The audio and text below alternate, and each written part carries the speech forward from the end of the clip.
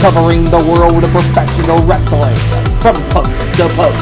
A show for the Busted Open Nation. This is the Nation Corner. Here are your hosts, Front Row, Sony, Justice, and Debhausen.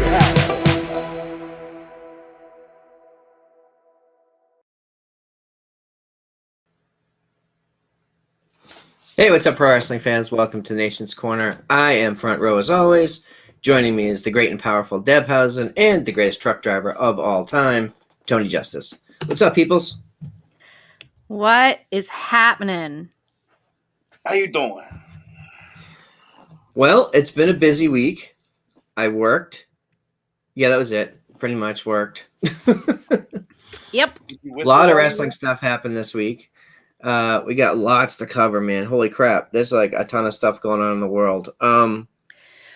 I don't even know where to start. So let's kick things off with some of the hottest news of the last few days.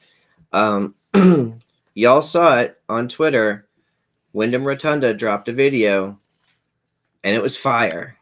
And it was very reminiscent of old school Wyatt family, but with like a massive edge to it, without the shackles or restrictions of WWE. So you guys both saw it, I assume. All right, Deb, what did you think? All right. So instead of Deep Thoughts with Jack Handy, this is Deep Thoughts with Debhausen. So I think, first of all, I really enjoy that he's seemingly going to be able to continue The Fiend, albeit under a different name. I think, you know, he has done a great job of coming up with this character and this whole storyline in the path from the Wyatt family into The Fiend, and, you know, now going on to, you know, whatever this is. If he's going to be reuniting with Redbeard and Titan, now he's called. So I think that they could do an amazing continuation of the Wyatt family. However, I'm also interested to see if they possibly bring Matt Hardy and Brother Nero into the fold as well, because they have history with them. And they could really do some kind of continuation and just like an amalgamation of all of the various phases of that character. So yeah, I'm super interested. It was awesome. It was awesome to see the candle blow out with the step at the end. So yeah, I think he's done a great job so far and will continue to, just kind of pulling everything from the past into it and referencing everything. And I think it's pretty brilliant. Tony? Yeah, I saw that promo this evening, and it was very well done. It you know, I'm sitting here trying to watch it with an open mind, and the side of me where I'm trying to find the is he throwing little Easter eggs into the thing, you know, like the subway or whatever that was, where it said Coney Island, next stop Coney Island. It made me go on Google and look at AEW events coming up in anywhere near Brooklyn. You know, I'm looking at events coming up in Brooklyn. I even pulled up WWE's event list to see if they were going to be anywhere near Brooklyn, because I'm like, is he, you know, of course you think AEW first and foremost. You think that because of, you know, I've seen the is he going to take over the Dark Order, you know, or is he going to have his own faction come in? I saw Eric Redbeard in the thing. I saw the old Fiend mask that looked like the Fiend mask. It's what it looked like to me. You know, it's just, Wyndham Rotunda is one of those people that you give him something and he's going to turn it, whatever it is, he's going to turn it into gold. I mean, he's one of those types of people that you can give creative control to something and he's going to make something out of it. You know, he's not one of those types that can work within a box. because he's one of those types that's going to be the box. Anything Yeah. he does. So, the promo excited me, and I'm wondering what is next for Wyndham Rotunda. And I like your thoughts on it all. I would love to see that happen. So, what's next for Wyndham Rotunda? Only time will tell. So there's a lot to unpack from this video, and I started to think he's a creative guy, like ultra creative. He's not going to come. He's not going to return to the ring and do the same shtick. Right. It's just not who he is. In the promo, he said to move forward, you have to visit your past, or you have to go back to the beginning. I think he said, if he's going to emerge as a new character, or they're going to emerge as a new group, they can tell the story of going all the way back to the stuff they didn't cover in WWE, the origins of the Wyatt family, maybe including Sister Abigail, who knows, in some form, and then telling the story about how they come through, and then they have this modern day, whatever it turns out to be. A couple of things from the video struck me. The address on the car was Lexington Avenue and 59th Street. That's the train station on the Lower East Side. It's not all that far from the Hammerstein Ballroom. Would it make sense for them to tell that story at an indie level, GCW indie level, and then bring it lock, stock, and barrel into AEW? Because they would have the freedom to build the story. Maybe Tony Khan said, hey, we're not in a position to hire 3 guys right now. Fine. Give me 6 months. Give me a year to go tell this story somewhere else. And I'll bring it to you, and it'll be a moneymaker when we come back. Right. Yeah. And that would make sense because, it's very possible that Tony Khan said, or even if they're not in a position to hire 3 people, they're just not in the position to have that focused storyline right now with everything else that they're doing. So, I think and the fans, most fans, especially the AEW fan base, watches more things other than AEW. A lot of people are watching GCW these days. A lot of people are aware of all these interconnected storylines between different companies. Yeah. No, I think that's an important point because, and it's not about money. Like, I don't mean to make my comments sound about money. They have plenty of money at AEW, but where does it make sense from a storytelling perspective? Yeah. The date on the cart said 7/09. So what's July 9th? I looked, I couldn't find anything. So maybe that's a red herring. But the fact that it was a New York subway train specifically told me or hinted to me that that's the big show that's coming up is the Hammerstein Ballroom. Yeah. So they've already sold that room out like the day it went on sale. So it's not about selling tickets in the room. It's about selling pay-per-views now. Yeah. But that's a hell of a tease. I mean, that is. And the fact that, they showed the 3 characters, they showed the Ouija board, they gave you some more tidbits. And I really have to go back and break it down and watch it piece by piece because I bet there's more in there that we're not seeing. But yeah, so I'm excited about that. And so a couple things I do want to, Deb, you brought up, this for the Forbidden Door and like how this interconnected tissue between the companies is right now. So let's touch on that. We've seen some really big crossovers recently. The most unexpected is, the recent announcement of Mickie James coming into the Royal Rumble. What's interesting is she said on her podcast that she will be there with the Impact Knockouts Championship, and she will be using Hardcore Country. So that's huge. Like I give lots of credit to WWE to making that happen, and it's cool. Yeah, I think from now on, I'm not using the term Forbidden Door. I'm starting to really dislike that term. I'm going to call it the open door because it's clearly open. We don't know what aspect it's open with regards to WWE. We don't know how far it opens, but it's definitely open everywhere. So yeah, Forbidden Door is gone. I'm not saying that anymore. Yeah, the discouraged turnstile. Yes. Yes. The fact that WWE is even flirting with this is what is the whole thing. I mean, everyone else around WWE has no problem working together, but it's Mm-hmm. the fact that WWE is actually starting to entertain this Yeah. is just going, because used to you would never see them even refer to any other company like another wrestler in another company who is clearly a big deal in that company. When he comes over to WWE, they don't reference the past career Right. of that person. So now that they're starting to acknowledge things is a big deal. Yeah.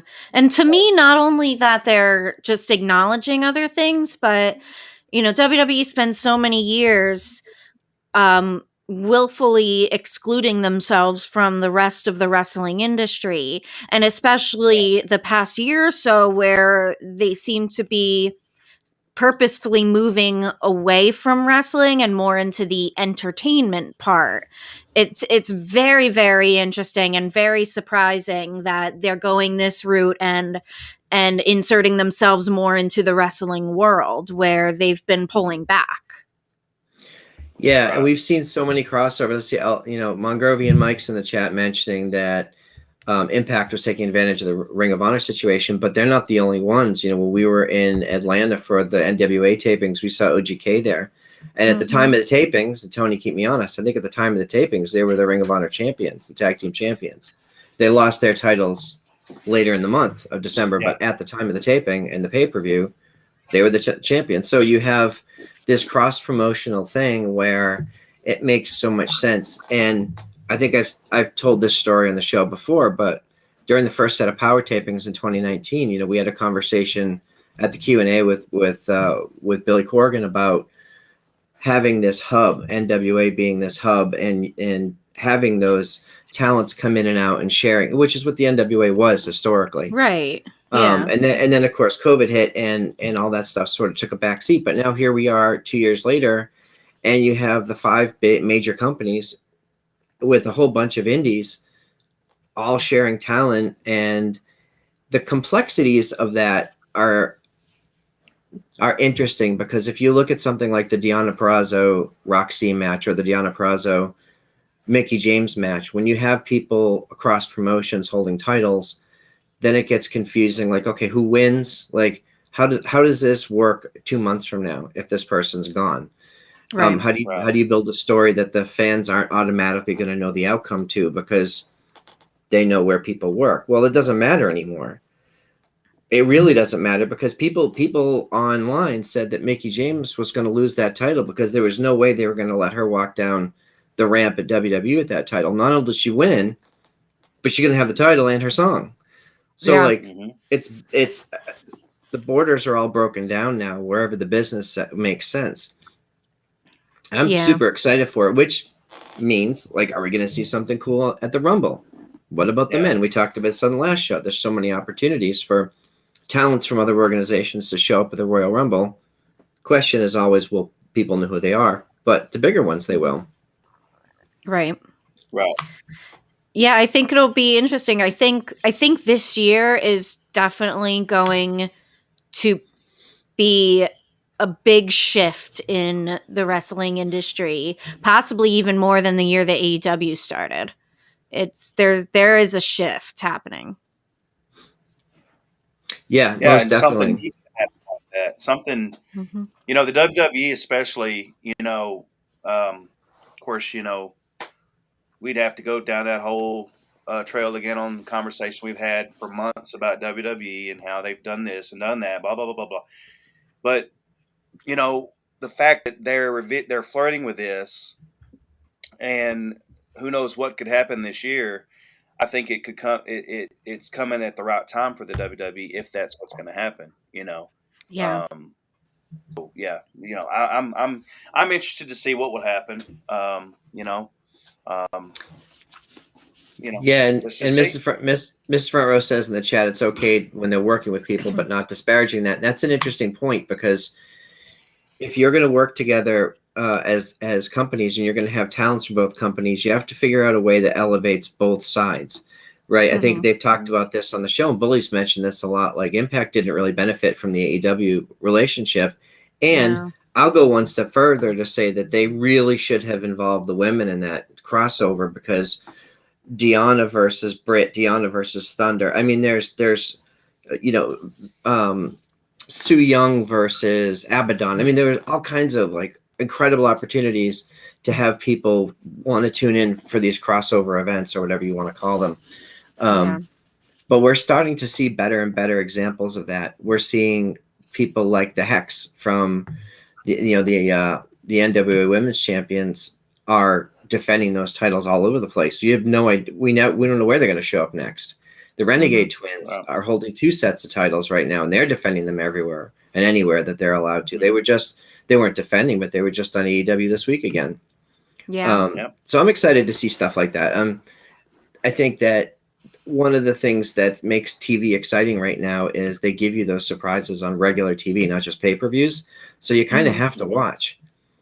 Yeah. I mean, and I think with all the opportunities there is for the talent themselves, you can have someone like Matt Cardona, who's not signed anywhere right now, but he seems to be making a decent living, just floating around doing what he wants to do. He's got multiple different income streams.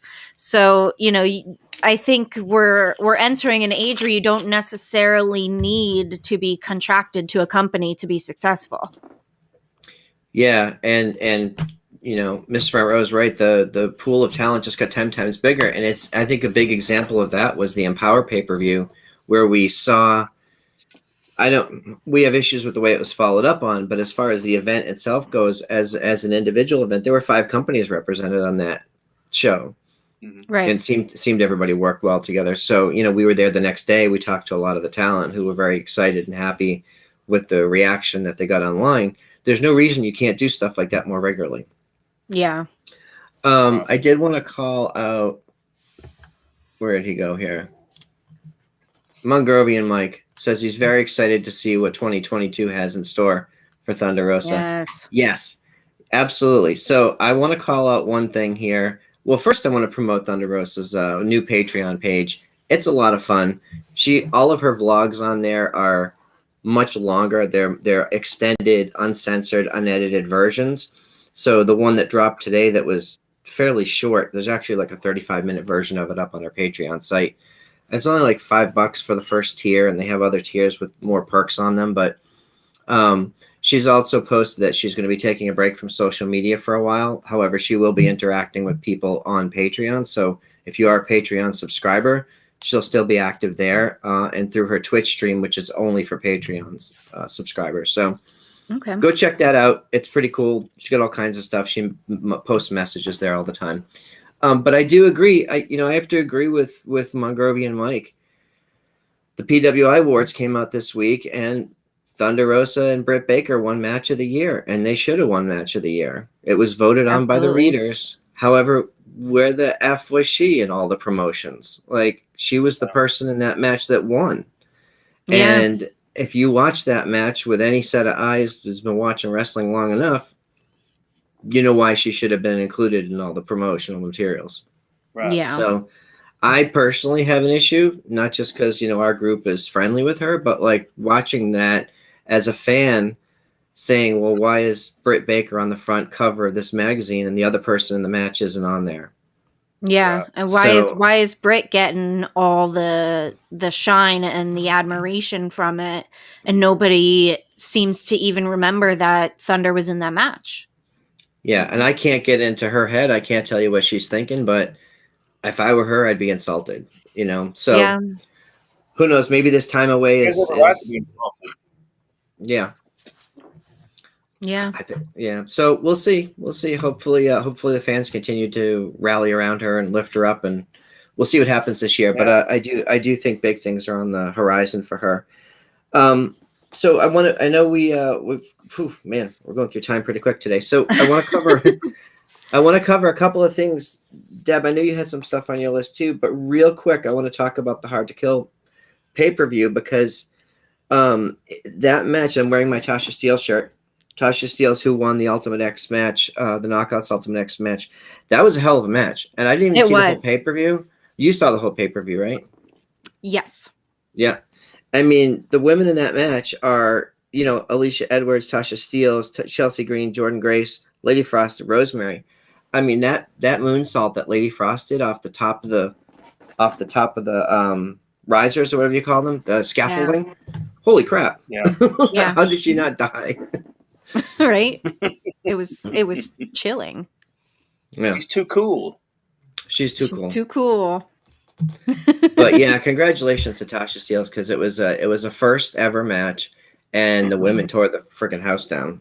Oh yeah, congratulations to all of them in that match. They all did a great job.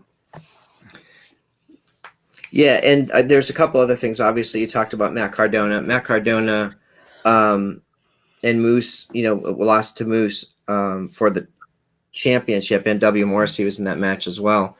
I don't know what they're doing over there. Like, I think Matt Cardona probably should have won that match if they were going to continue to have him go around and be the boastful guy that he is on social media. I don't know that the loss helped him at all, but I also think it helps to keep building Moose as your homegrown star. Right. Yeah.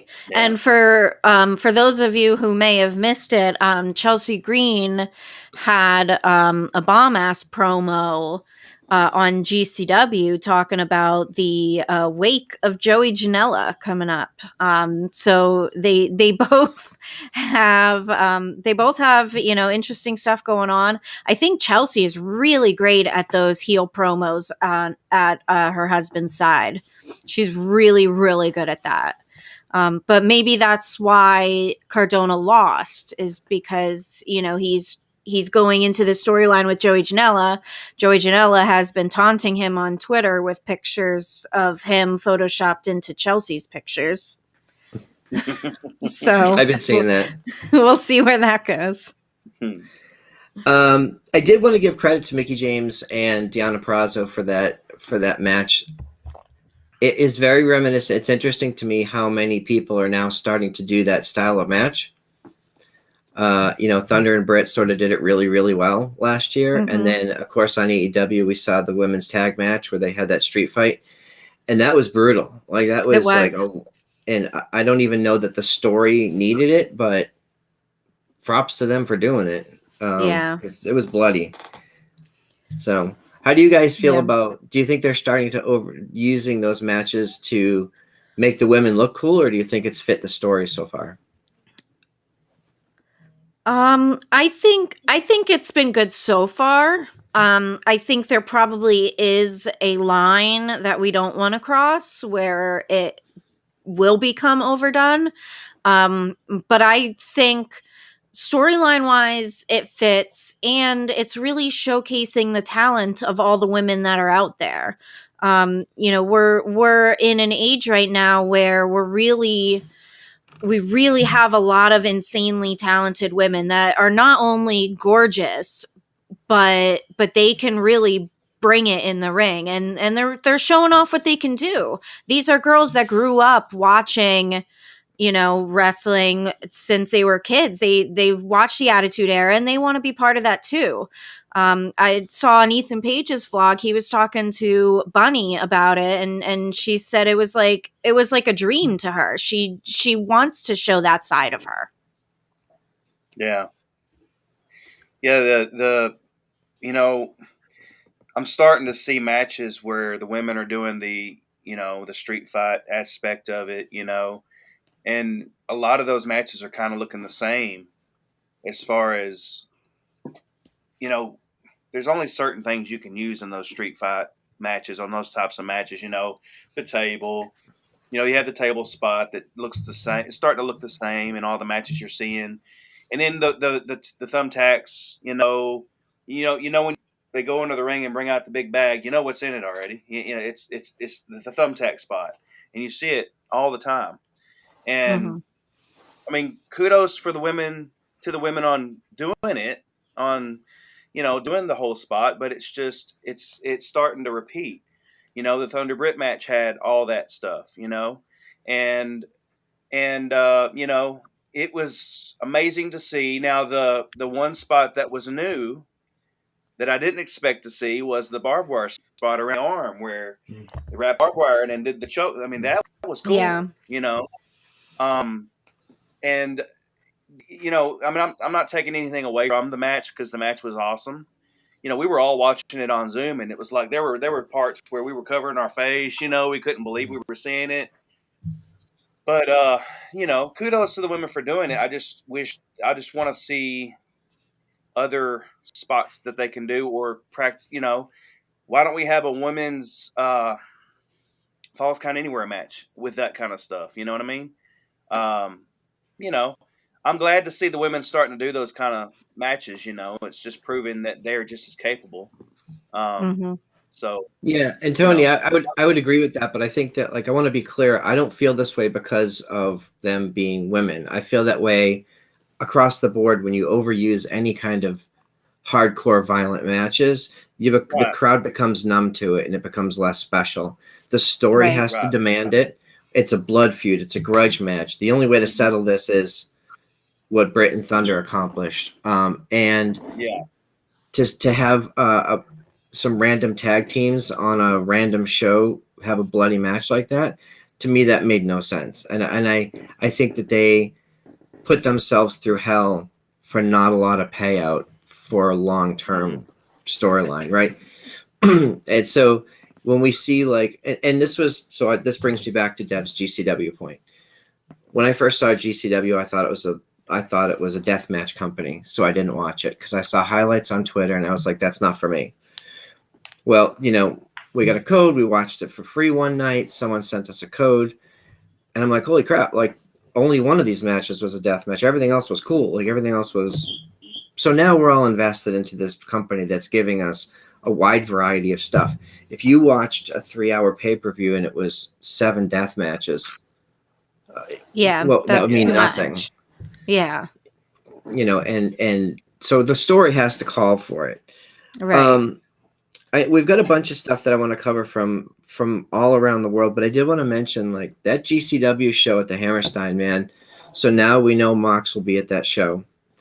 That's going to be a huge deal for him to return from his hiatus, not to AEW, but to GCW instead. Yeah. I kind of thought that was going to happen because, you know, when Homicide won that spot,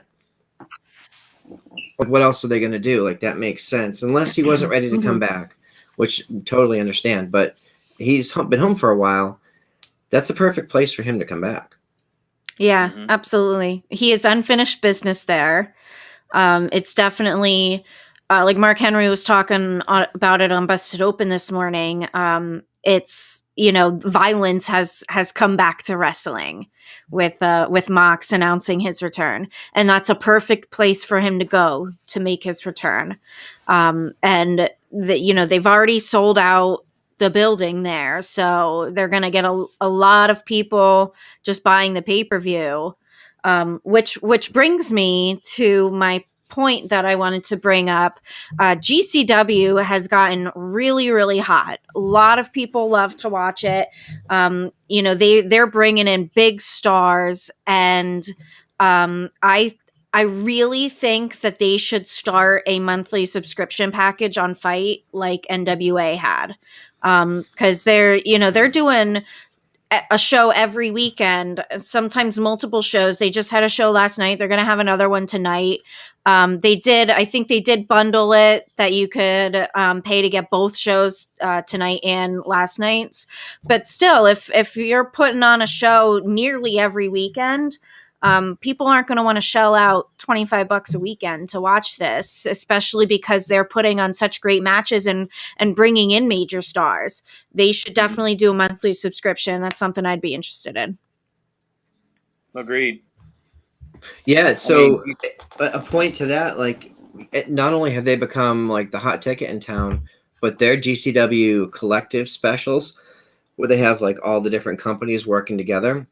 Last year's collective was insane. I don't know what it was, like $100 or $120, but you got like, what was it, 4 or 5 nights, and each day was like 3 or 4 shows. Like, it was Effie's Big Gay Brunch and just all the other independent, you know, shows that were part of that. And we've heard some rumblings that this year's GCW collective at WrestleMania weekend is going to be off the charts.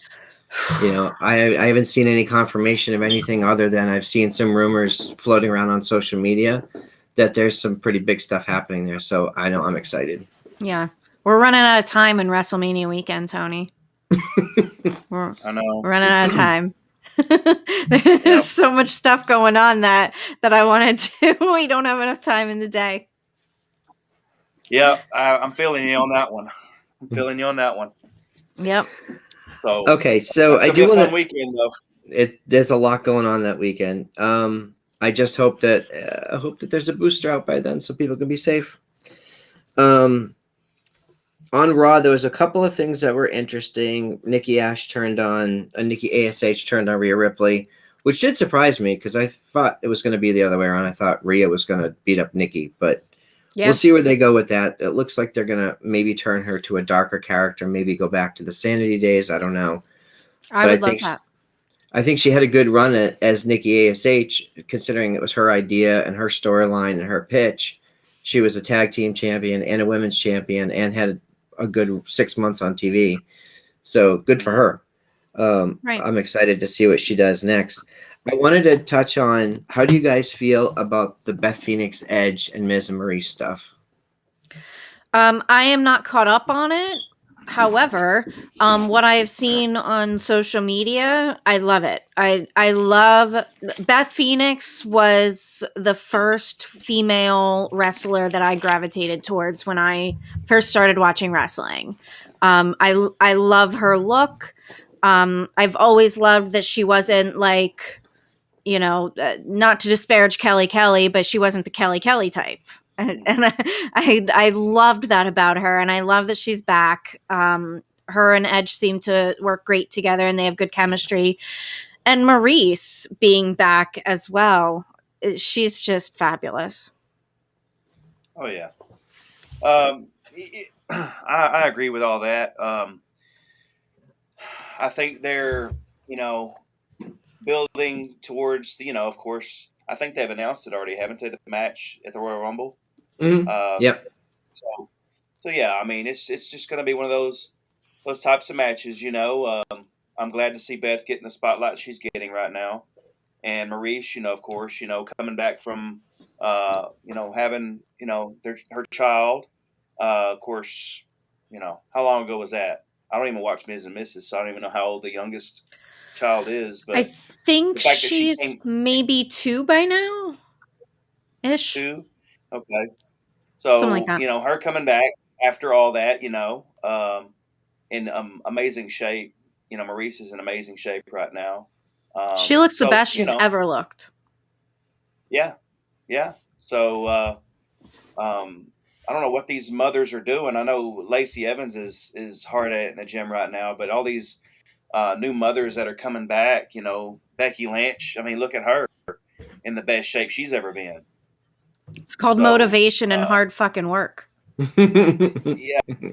Yeah. So, I'm just happy to see that I'll be happy to see Beth and Maurice in the spotlight during that match, because they will be. Well, let me get you guys' thoughts on this. So, like, we have that match, and then over on AEW we have Britt and Adam Cole versus Chris Statlander and Orange Cassidy. So we've got a mixed tag match over there, and we're seeing more intergender matches, like very, very well done intergender matches on the independent scene. Do you think we are getting close to the point where we're see an honest to goodness intergender match on mainstream TV, or are they going to keep separating them the way that they've been doing it? I really hope we do. I hope so, because the talent is there. I think the talented women that we have right now can definitely go toe to toe with the men. I don't think there's any question about that. And I hope that they do, because there's no reason why they should be separated. WWE did the mixed tag team challenge on Facebook Live a couple years ago. And it wasn't truly intergender, because like only the men could fight the men and only the women could fight the women. They had to tag out. So I would really love if we get to the point where it really is truly intergender, to the point where it's not even a big deal. It's just normal. Right. Yeah, and we're seeing it happen across all the independents. There was that story with even over an Impact when Tessa was fighting Brian Cage and of course Sami Callihan, and they had some knockdown, drag out, real physical battles, and we just didn't see that type of stuff. If you look at the WWE match and you stand up Beth Phoenix toe to toe with Miz, my money's on Beth. Yeah. Yes. Yeah. If you put Shayna Baszler in the ring with Ricochet doesn't stand a chance. No. So don't try to tell me that there aren't plenty of women who can go toe to toe with the men and have good, legitimate, credible matches. I'm not just talking about punching people in the face, but real, honest to God wrestling, technical wrestling matches. Yeah. The two big companies have some unbelievably talented technical wrestlers, and even today, I think it was today or yesterday, Jonathan Gresham, who's considered one of the best wrestlers in the world, said on Twitter that Deonna Purrazzo is the best technical wrestler in the world. Like, he's putting huge props on her, not because she's a woman or because she won, but because he sees the talent there. So that says to me, put her up against anybody, male or female. Yeah, I agree with that. Absolutely. Side note, if you want to see a fun match, go on YouTube later and search Thunder Rosa and Sammy Guevara. There's some good stuff there. Yeah. If you haven't seen it. I've seen that match. Pretty cool. I think there's a couple. I saw at least one. So there's a lot of stuff going on there. I'm excited for them. I think the Royal Rumble is going to be really interesting this year because of all of the slots that are open. There's still a lot of opportunities for surprises. The matches they've advertised have been pretty good so far. And so over on Dynamite, I know Deb, you're more into the Dynamite stuff than I am. A couple things I want to talk about. I feel like this week's Dynamite, with the exception of a couple of spots, was really clustery. Like, it was fun, but disjointed in a lot of ways. Yeah, I can see that. It was a fun show, but yeah, I think maybe it was a placeholder show for some reason. They had the Britt coming out with Adam Cole and them. But yeah, I think it was just kind of like pieced together somewhat nonsensically. So but let me ask you, I don't know. You watch the vlogs. Do you think that the vlogs are required viewing to understand the TV stories? Not required, but definitely helps. There is certain things on BTE, on Sammy's vlog, and even on Ethan Page's vlog that do help further the storyline. So yeah, I don't think it's required in order to understand what's happening, but it definitely helps give that depth of the story. Yeah, and so for me, if I compare Dynamite with Rampage, somehow Rampage is half the time, and they're telling, to me, better stories. I enjoy Rampage more than Dynamite most weeks. For some reason, it's bite-sized. It's like three matches with a couple of things sprinkled in between, some promos. It gets me excited for the next week, and then you move on. Like, it's the perfect hour after SmackDown, because SmackDown is their best product, is best WWE product, in my opinion. Absolutely. And then we'll talk about it, but this week had a strong ending, so you go right in out of that and into Dynamite or into Rampage, and you're ready to go. Let me ask you about Rampage, because I felt like that tag match at the end was pretty solid, but I'm trying to figure out where the stories are, and I guess that's what I'm asking. I'm looking across the men's storylines, and most of them are almost throwaway. They're going back to MJF and Jericho. All right, we've already seen that. Like, what's going on? Like, they sort of push Punk to the side, right? They were doing Punk and MJF, but then Jericho comes out. I don't know. It seems very convoluted to me. You could say that, but I don't know. I think they might be just in a transition period right now.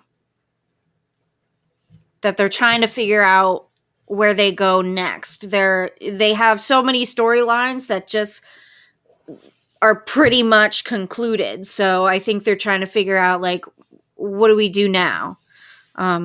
So I guess only time will tell, but yeah, I don't really think there was anything in any of the vlogs that was missed, that was necessary in order to understand.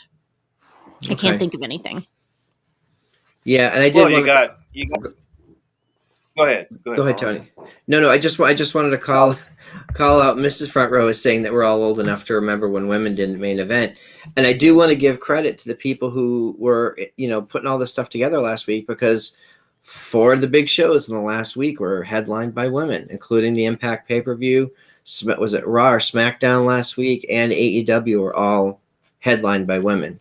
And it wasn't a thing. It's just a thing that happens, because that was what the show called. That was the match that should have been in the main event. So, and I love that we're at the point now where we don't have to make a big announcement that the women are main eventing. Right. Sorry, Tony. Go ahead. No, I was just going to say, they are, still focusing on MJF and Punk. I mean, it's Punk is kind of. Or MJF is kind of coming out and teasing the crowd, saying, "You want the match? You want the match? Well, next week it's getting Shawn Spears." It's almost like he's building up, kind of like what was that storyline where Jericho had to go? He had to go through all the people. It was the trials, but he's done that with everybody. Trials, yeah, he did that with Kingston. He did it with Jericho. He's done it with everybody. Yeah, Punk. Yeah. Yeah, so and now they're pushing something with Kingston and Jericho. So I don't know if that's going to be a match. Are they going to carry the story out to Revolution or what? So yeah, we'll see. So with that, I think one of the things that we often talk about is the best shows to me are the stories that have multiple layers of storylines, especially ones that have strong secondary stories that are not centered on non-title storylines. Okay, anybody can fight for the title, and there you've got an automatic story because the title's involved. That's an easy peasy one, right? Okay, but and I only bring this up now because the promo that they aired on Rampage last night for Mercedes Martinez and Thunder Rosa, great promo. It could have been a little longer, but you watch that and you go, okay, I really want to see this match. Like these two women, they had clips from both women. They showed some in-ring stuff, all the cool stuff that they've done. And it's a short story. That's only been 2 weeks ago, right? So, here we are. They're building towards a story that has a short fuse, but at the same time, it's non-title. It's grudge match. That's sort of like non-title. It's non-title. So, I think we need to see more of that across the industry where, it like WWE has a title for everything. They have 2,700 titles over there. Every match is a title match or whatever. Yeah. Unless you have to defeat the champion to face the champion, which they're doing again with Charlotte. I'm like, whatever. That makes no sense to me either. But yeah, I think strong secondary storylines are what really get people invested. When Moxley comes back to AEW, I would keep him away from the title because there's a lot of stuff they can do with him, especially with Punk being there. Oh, yeah. Yep. Yeah, they have a lot of possibilities for what to do with him. So with that, I want to switch gears to SmackDown for a second. I know we don't talk a ton of or this week we did, but it was really friggin' good. It was a good show. Everything Roman is doing, and I never thought that Roman and Seth would have that level of promo, because like you go back to the Shield days, they would try to hide Roman. They didn't want him talking, which is crazy to think about. But that was also nowadays, yeah. It's crazy now, and like back then, nobody wanted Brock to talk, and he's one of the most entertaining guys on the company. Oddly enough, right now, you give that guy a mic, and he's hilarious and frightening. But I thought it was. Sorry, I think that Roman has just grown so much that, we've seen the times where he was trying to do a promo and it just felt awkward. It felt like he didn't believe what he was saying. He was stumbling over his words. And now we don't see that at all. I think he's just grown. He's improved. He's learned, and he's really grown into himself that the days of Roman standing in the background and just looking strong are done. Yeah. Roman, when he gets a mic in his hand, it's just for me anyway, when I'm on Zoom with y'all and I'm wanting to, I see him on the TV, when I see Roman with a mic, I am turning my volume down on the computer, I'm muting, and I'm turning up the TV because I know something gold is about to happen. I know some good pro is about to happen, and especially when you pair it up with Brock, and Seth too. So it's like whatever storyline Roman is involved in seems like it's the A+ storyline of the entire WWE right now. So.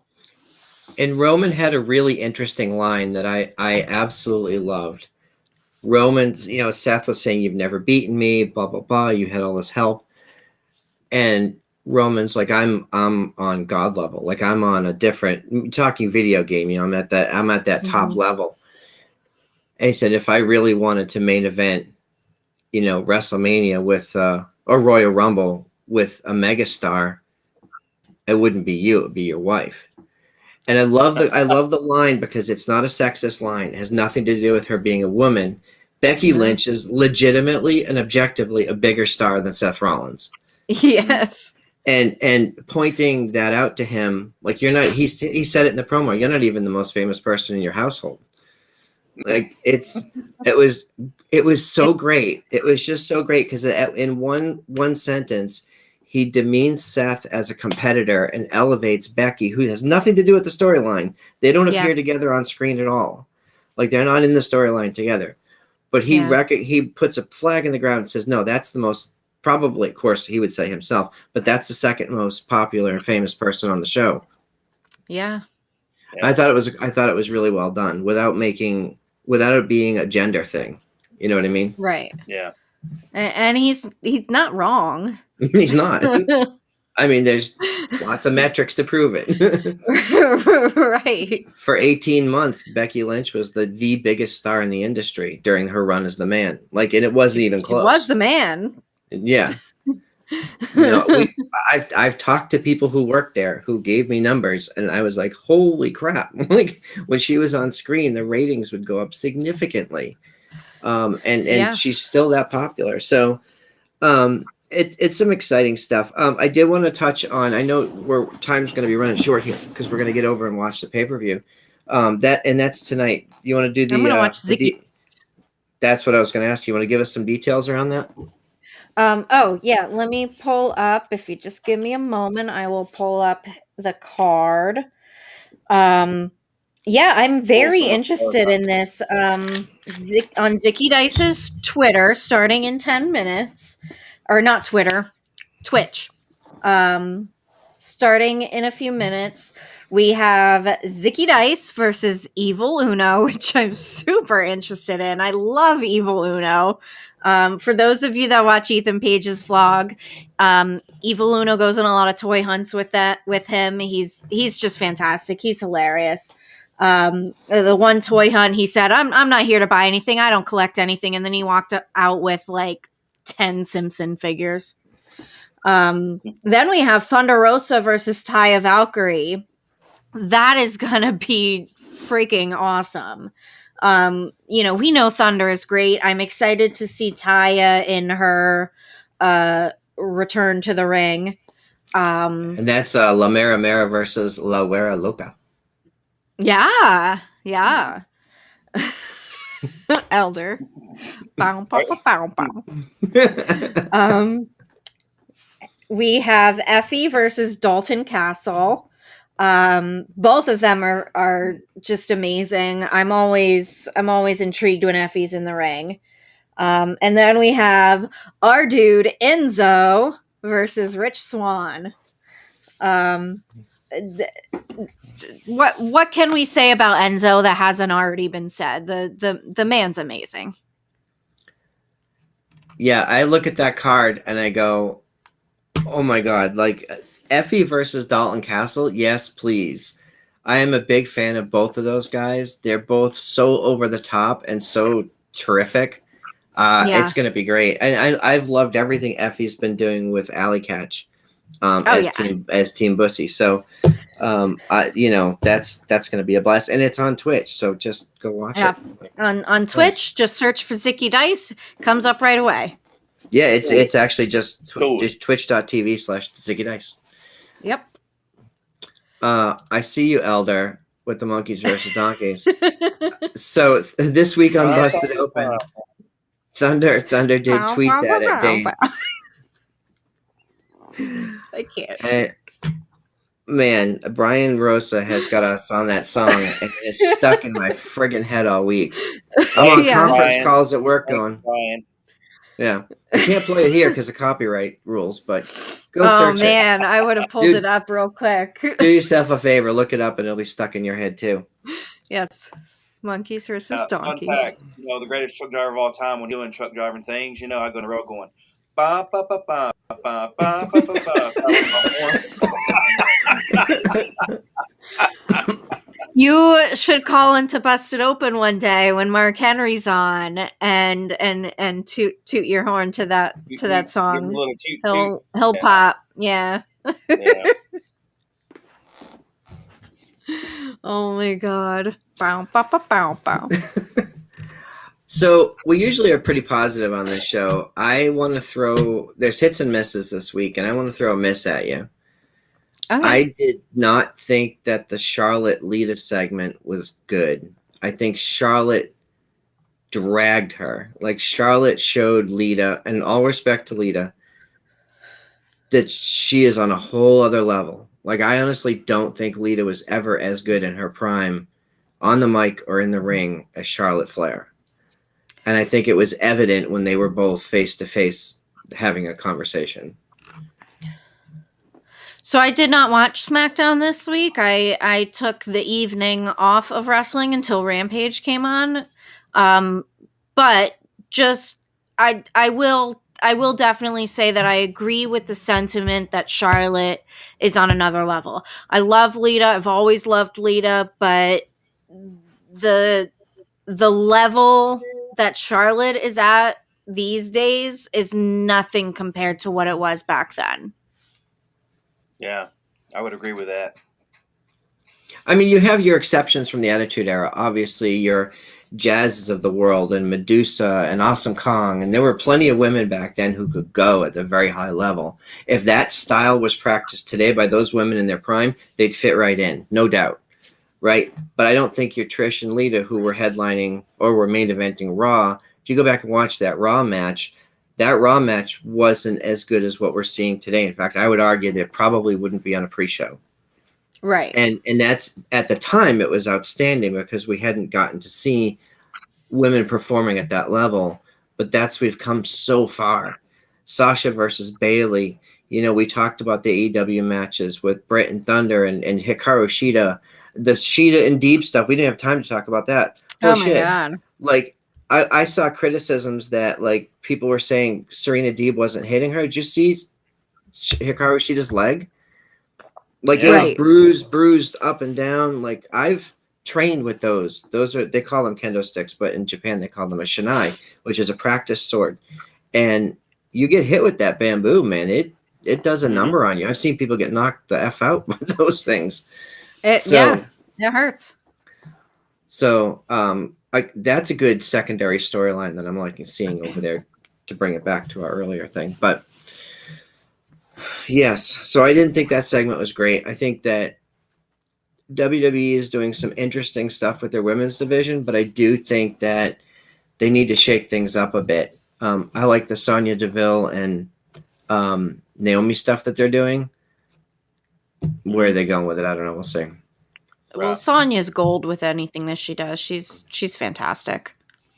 And she knows how to dress. She is sharp. Like all of her Oh suits are on God, point. no one wears a suit like Sonya. I don't care who you are. Sonya looks better in a suit than any man out there, Agreed. and that's coming from a straight woman. So the last thing I want to mention is, so we've been previewing Mission Pro Wrestling's Crazy Train. We're not going to do that tonight because next weekend I want to dedicate some real time to it, because it's the week before the pay-per-view. And as an added bonus, we are going to have JP Harlow from Mission Pro Wrestling on the show live. So that guy's been everywhere. He's been wrestling all over the place. He's been a big part of Mission Pro. He was on AEW Dark Elevation recently in a match against Andrade El Idolo. And I believe today he is at the AEW tapings again. So they obviously liked him to bring him back. So I saw some spoilers on Twitter, which I won't do here. But I'm super excited for him. He's a good dude, and he's going to join us next week and share his story with us. Cool. Awesome. So anything else before we wrap up and let folks get over to the Zicky Dice special? No, I think we pretty much covered everything we want to cover for the most part. Yeah. Cool. Yeah, I think we've done a damn good show tonight, ladies and gents. Well, let me run through a couple of the promotional things here. I do want folks to make sure you check out Our Nation Sports Show over on Thursday nights. They have from 7 p.m. usually to about 9 p.m. They do a great sports show over there. They're our sister show on their YouTube channel. And obviously, I mentioned Thunder's blog. Go check out all the Mission Pro stuff. The Mission Pro live stream from this week had Ray Lynn, which a really interesting interview. Emily did a sit down with her, and it was really, really fascinating. And we were on the previous week. So if you didn't see that episode, go check it out. And we are across all the socials. Let me pull that little graphic up here. On Twitter, we are Nation's Corner. And on the rest of the socials, we are the Nation's Corners. So go check us out. Facebook, Twitter, Instagram, MySpace, CompuServe. Zanga. We're live.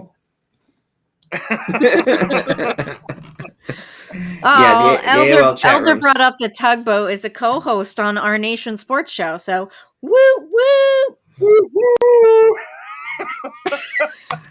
Yeah, and also a hearty get well to Brian Rosa, who did hurt his back, relocating them to the new home, and hopefully he's resting up today, and hopefully he gets some help from friends nearby, as unlikely as that sounds. All right, where can folks find you guys on socials? Where am I? That's so debonair, because I am debonair. Yeah. And Tinder. I am at Tony Justice, AJFA. And for those that are Metallica fans, you know what that means. And I am PW Front Row on Twitter, pretty much everywhere, Instagram, all that good stuff. I don't do TikToks because I'm old. I don't do TikToks either, so that's okay. That's for 12-year-olds. Never been on TikTok. All right, guys. Appreciate everybody hanging out with us tonight. We'll see you all next week. Bow, bow.